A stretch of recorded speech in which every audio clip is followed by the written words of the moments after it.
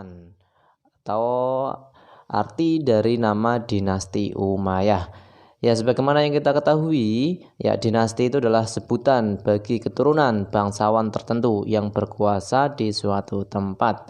Itulah dinasti ya. Kalau Bani, ya Bani itu dari bahasa Arab ya, yang artinya itu sebutan keluarga keturunan dari seseorang yang itu merupakan tokoh terkenal. Nah, dalam hal ini Umayyah adalah nama seorang tokoh dari suku Quraisy yang berkuasa di Mekah. Nah, kita bisa dilihat di sini. Ya, jadi ini silsilah Nabi Muhammad SAW. Ya, beliau sampai ke Qusay. Nah, di Abdul Manaf itu nanti Abdul Manaf mempunyai anak namanya Abdul Syam ya. Abdul Syam mempunyai anak namanya Umayyah. Nah, ini Umayyah. Nah, yang mendirikan dinasti Umayyah yaitu Muawiyah bin Abi Sufyan. Nah, inilah Muawiyah. Ini merupakan sahabat Nabi. Ini sahabat Nabi ya. Lah ini mempunyai nasab ada Umayyah nih. Jadi dinisbahkan kepada Umayyah di sini. Itulah namanya dinasti Bani Umayyah seperti itu.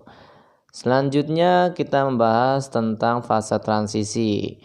Ya, teman-teman di video sebelumnya ya terkait tentang ilmu kalam maupun terkait tentang sejarah Khulafaur Rasyidin sudah dibahas bagaimana kekhalifahan setelah sahabat Ali itu nantinya akan ada fase transisi ya, fase transisi di mana itu ada konflik yaitu dengan namanya perang Siffin. Perang Siffin itu konflik atau persengketaan antara Muawiyah bin Abi Sufyan dengan sahabat Ali bin Abi Thalib. Sehingga dari perang Siffin itu melahirkanlah tahkim. Melahirkan tahkim itu atau arbitrase ya, mengambil hukum dengan negosiasi dan seterusnya. Nah, terus setelah itu ada insiden yaitu meninggalnya sahabat Ali bin Abi Thalib yang dibunuh oleh Ibnu Muljam. Terus setelah sahabat Ali bin Abi Thalib dibunuh, ya diangkatlah khalifah ya, yaitu Hasan bin Ali. Hasan bin Ali dalam jangka yang sangat pendek sekali. Karena setelah itu Hasan bin Ali berdamai dengan Muawiyah ya, agar tidak ada lagi namanya konflik berdarah di dalam tubuh Islam. Dan perdamaian itu disebut dengan Amul Jamaah atau tahun persatuan. Nah, setelah itu baru di apa itu ya namanya? Ditandai berdirinya pemerintahan Muawiyah bin Abu Sufyan. Selanjutnya kita membahas tentang dinasti Umayyah itu sendiri. Ya teman-teman, di sini ada 14 khalifah ya. 14 khalifah, sebagai pendirinya adalah Muawiyah bin Abu Sufyan atau Muawiyah 1 ya.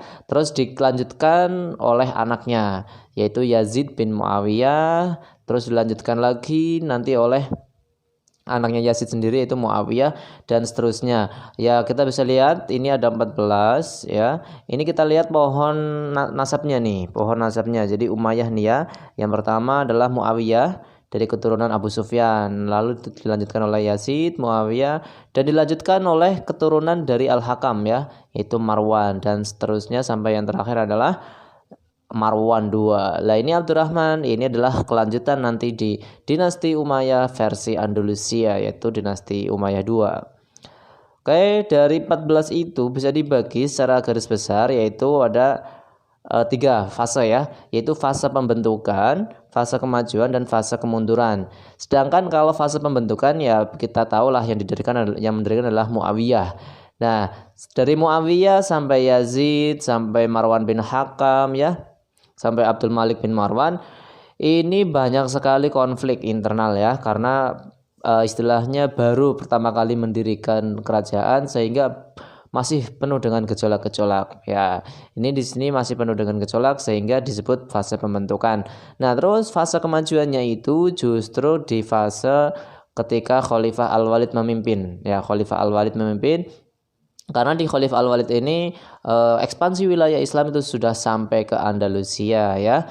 Terus dilanjutkan oleh Sulaiman bin Abdul Malik dan puncak keemasannya itu ada di Umar bin Abdul Aziz yang sebagaimana kita ketahui beliau adalah tokoh yang paling terkenal ya dalam dinasti Umayyah, karena beliau adalah salah satunya khalifah yang tidak menginginkan ada namanya pertikaian, sehingga kondisi masyarakat dinasti Umayyah sangat stabil.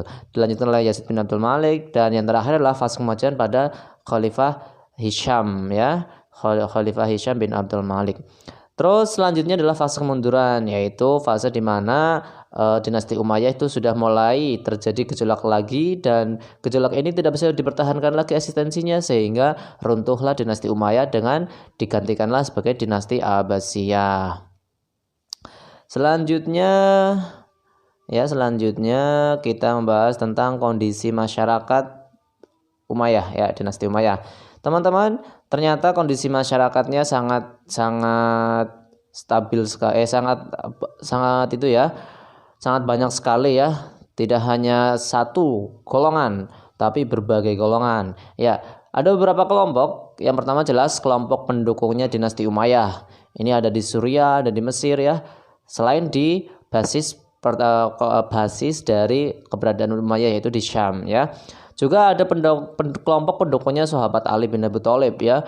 Biarpun sahabat Ali sudah meninggal, tapi yang fanatik dengan beliau itu yaitu disebut dengan Syiah. Nah, itu juga banyak sekali ada di Irak dan Mesir. Selain itu, dari proses tahkim yang di awal tadi menghasilkan kelompok Khawarij. Nah, kelompok Khawarij ini juga ternyata banyak, ya. Terus ada kelompok minoritas, yaitu kelompok budak Persia. Nah, ketika di fase pembentukan tiga kelompok ini berpecah, ya, menjadi rivalitas, terjadi pertentangan, dan kelompok budak Persia ini justru seperti menonton dan memanfaatkan peluang itu, sehingga menjadi kekuatan besar juga nantinya. Oke, selanjutnya kita bahas tentang lembaga pemerintahan di dinasti Umayyah. Ya, ada 5 lembaga, ya. Yang pertama adalah lembaga As-Siyasi, An-Nidham As-Siyasi, yaitu lembaga politik. Terus An-Nidham Al-Mali, yaitu lembaga keuangan. An-Nidham Idari, yaitu tentang tata usaha negara. Terus An-Nidham Al-Qadai, yaitu lembaga kehakiman. Dan yang terakhir adalah An-Nidham Al-Harbi, yaitu lembaga ketentaraan. Nah, kalau melihat tentang sekretarisnya, ini ada beberapa, ya. Ini nama lainnya adalah Diwanul Kitab. Nah, ini ada 5 juga. Yang pertama adalah Katib Ar-Rasail, yaitu sekretaris administrasi yang terkait tentang agenda-agenda kenegaraan, ya, atau kekhalifahan. Yang kedua adalah Katib Al-Khoraj, yaitu sekretaris keuangan. Yang keenam adalah Al-Jundi, yaitu tentang tentara, Asy-Syurtah tentang kepolisian, dan Al-Qadi tentang kehakiman. Nah, di sini ada juga beberapa kemajuan, ya, kemajuan dinasti Umayyah. Ya, kita bisa melihat karena dinasti Umayyah adalah bisa dibilang kekhalifahan atau dinasti pertama dalam Islam, sehingga kemajuan ini belum terlihat semaju dari dinasti Abbasiyah. Akan tetapi dinasti Umayyah ini menjadi pondasi atau tonggak kemajuan peradaban Islam nantinya. Kita lihat di kalangan ulama yang terkenal itu ada Hasan Al-Basri, ada Ibnu Syihab Al-Zuhri, ada Wasil bin Atha, di mana beliau adalah tokoh dari tasawuf, kalau Wasil bin Atha adalah tokoh nantinya di Mu'tazilah. Terus selanjutnya di dalam pembangunan ada juga kemajuan, yaitu mengubah katedral Saint John di Damaskus menjadi masjid. Terus menggunakan katedral Hims sebagai masjid. Juga ada merenovasi Masjid Nabawi dan membangun Istana Qusyair Amroh dan Istana Musata sebagai tempat peristirahatan di padang pasir. Selanjutnya kemajuan lain itu ada Arabisasi. Arabisasi ini terkait nama orang atau nama tempat atau istilah-istilah lain gitu, ya. Terus ada kebijakan juga terkait moneter, di mana dalam kekhalifahan dinasti Umayyah itu bisa menciptakan uang sendiri, ya. Karena saat itu sebelumnya umat Islam itu hanya bisa mencetak uang atau membuat uang itu tapi dari Romawi atau Persia, ya. Bahan-bahannya ataupun bentuknya, ya. Terus selanjutnya adalah muncul ahli dalam bahasa Arab, yaitu Sibawayh. Terus ada sastrawan yang terkenal, yaitu Qais bin Mulawah. Yang terkenal karyanya adalah Laila Majnun. Terus selanjutnya ada Ibnul Muqaffa dan Jarir. Nah, teman-teman, di akhir kita membahas juga tentang faktor-faktor kemunduran dinasti Umayyah. Yang pertama ini dalam hal sistem pergantian khalifah. Ya, pergantian khalifah menyebabkan persaingan yang tidak sehat di kalangan anggota keluarga istana. Karena mau nggak mau ada namanya sistem monarki itu juga sangat riskan sekali terhadap konflik ya. Selanjutnya latar belakang Bani Umayyah. Nah, konflik politik ini menyedot kekuatan pemerintahan ya.